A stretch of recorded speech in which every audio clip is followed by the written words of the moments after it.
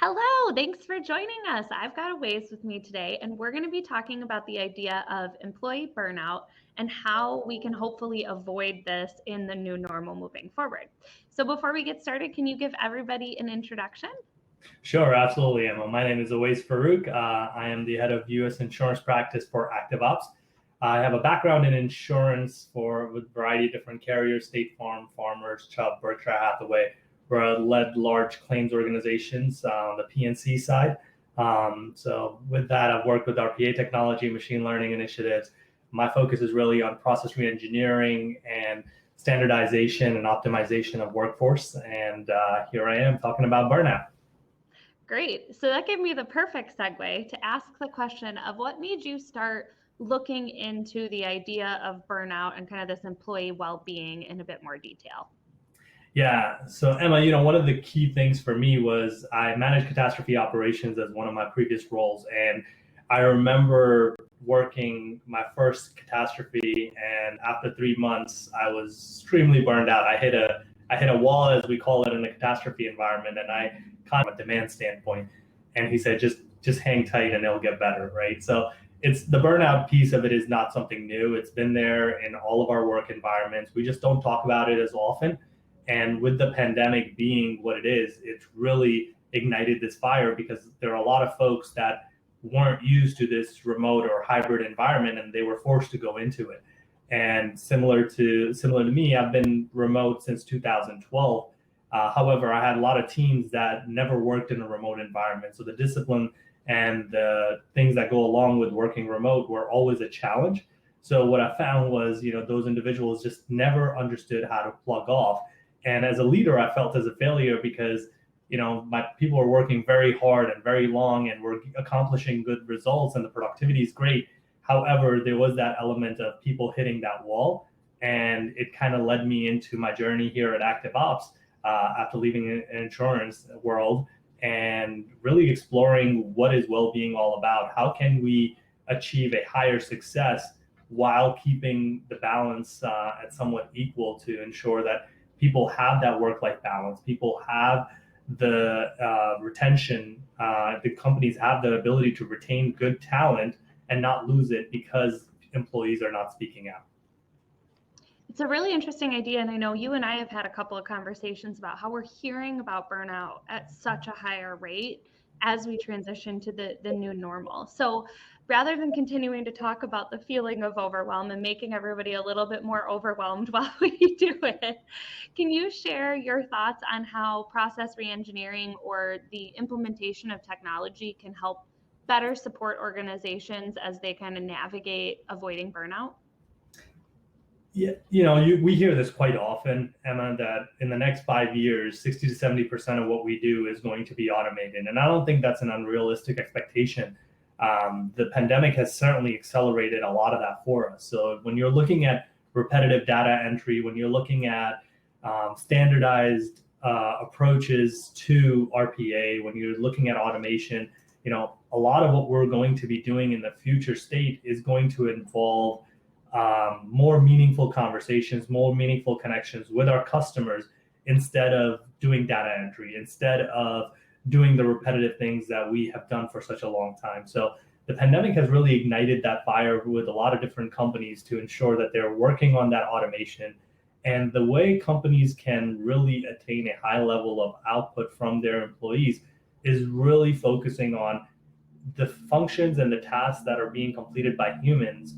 Can that be done by a robot, right? And not for robots to take over, however, for humans to do that meaningful decision-making process that normal RPA, straight through RPA will not be able to do, and spend more time with the customer, understand, nowadays I see this quite often where, customers are confused and they're annoyed by the fact that they can't get enough time from companies, from their staff, whether it's claims, underwriting, or agents. They can't get enough time with them to learn a little bit more about what they're purchasing, how to handle their claim, and the policies that they have, et cetera. So let's say we bring in our digital workforce, what types of strategies should organizations be using to make sure that they're utilizing that digital workforce that they've paid a lot of money for and implemented, as well as then leveraging their human workforce to its fullest without missing the balance and burning out those employees? How do you strike that balance, I guess? It all boils down to the data, right? We have plenty of data when it comes to our workforce, when it comes to our processes, et cetera. And you can have all the data in the world and you can get it organized, you can get it categorized, and then you can build upon that data to make decisions. And at the end of the day, data should be telling a story. It shouldn't be an individualized thing where we can't utilize it. So it focuses on, the four things that I always go back to is process reengineering, right? And process reengineering has a subset of three things. You have to standardize and you have to optimize before you get to the automation piece. And with that being said, companies can utilize the data to see what should they focus on standardizing, optimizing, and automating. A lot of companies go into a mode of just automation before they even know what's happening within their environments, right? So there's a heavier push from a leader, from department to automate something just because it is a challenge. But what you find is that particular task is actually a low time consuming event that companies are focusing on automating. And instead of that, you need to make sure that you're developing measurements of employees and robots and focusing on productivity and utilization. So when you look at a productivity and utilization of both humans and bots connected, it's going to give you that visibility. You can develop a robot, and we've seen that quite often at ActiveOps, where a robot is developed and it's only being utilized for 15 minutes or half hour in a day. And the companies are excited and happy that they're able to save, $40,000, $50,000 on the cost compared to a human being. However, they can get a bigger lift by making sure that they're automating a particular function that's going to give them that bigger lift.